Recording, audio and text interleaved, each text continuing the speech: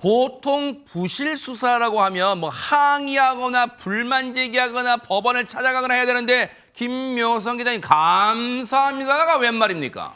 그러게요. 어떤 부분을 두고 누구에게 감사 인사를 표했을까요? 그 내막을 알면 정말 소름이 돋습니다. 어허. 먼저 사건의 개요부터 말씀드릴게요. 네네. 2년 전으로 거슬러 올라갑니다. 지난 2022년 6월인데요.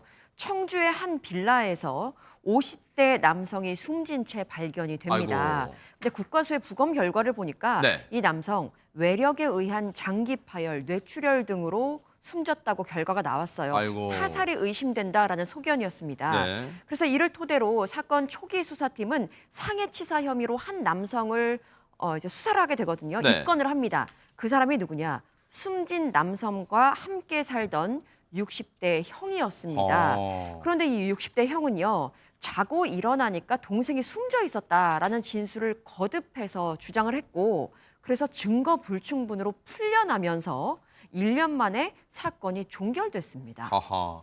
타살의 흔적은 보세요. 국립과학수사연구원이 부검을 해봤더니 어떤 외부적인 힘에 의해서 사망한 것으로 보여서 타살이 의심된다고, 즉 타살의 흔적은 발견됐는데 하재근 평론가님, 범인은 없다. 증거 불충분으로 뭔가 지금 범인은 없는 사건이 되고 말았어요. 이거 어떻게 해야 되는 겁니까 그러면? 예, 당시에도 굉장히 미스터리한 사건이었었는데 그대로 종결될 것 같은 분위기였었거든요. 어허. 그러니까 이게 사건이 2022년 6월 달에 발생한 사건입니다. 네. 거의 1년 정도가 이제 지나가서 작년에 2023년 7월 달에 이 사건이 종결이 된 거예요. 어허. 그걸로 끝났는데 네. 또 1년 정도가 지나서 올해 5월 달에 네. 경찰에 이 사건을 재수사하라라고 지시를 한 거예요. 어? 그래서 경찰에서 담당 팀이 바뀌었습니다. 네. 팀이 교체가 돼서 재수사가 시작이 됐는데 네. 재수사 과정에서 검찰이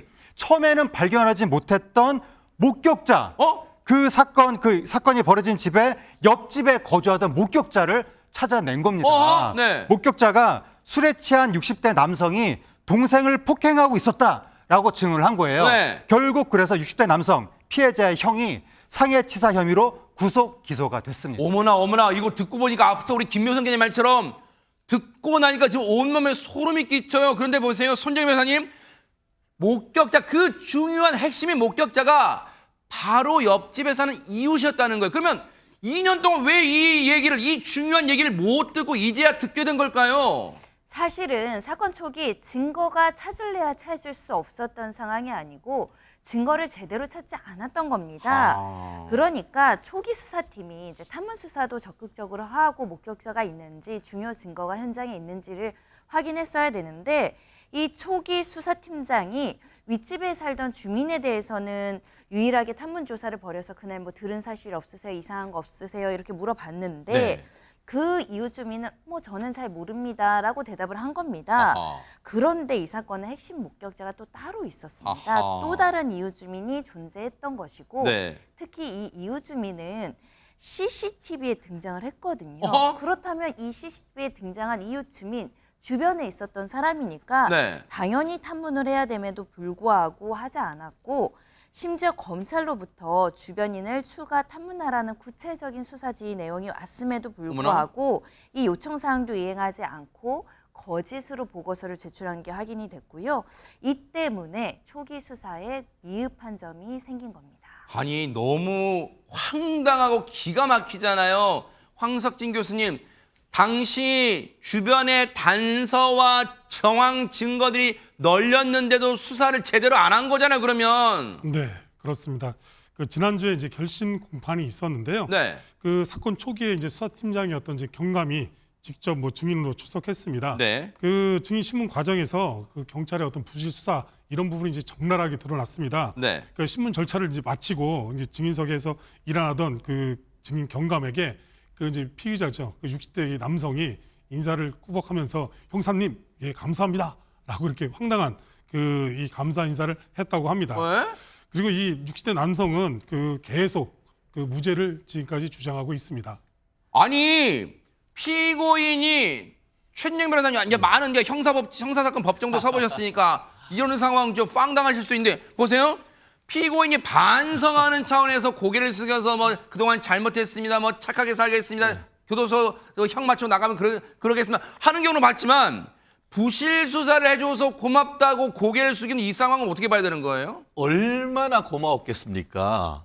자기가 하나도 수사도 제대로 받지 않고 처벌도 안 될 수 있게 해준 것에 대해서 정말 어이가 없다라고밖에 볼 수가 없는 것 같은데요. 네.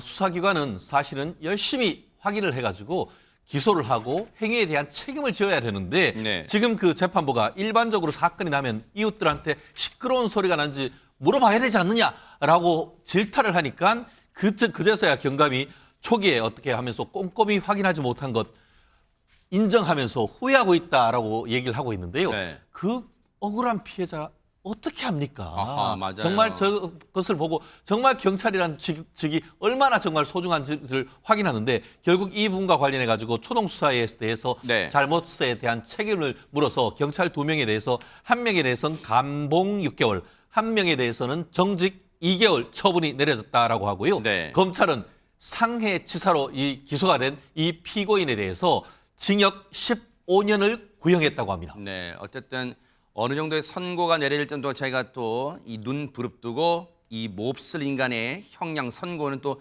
따라붙어 보도록 하겠습니다.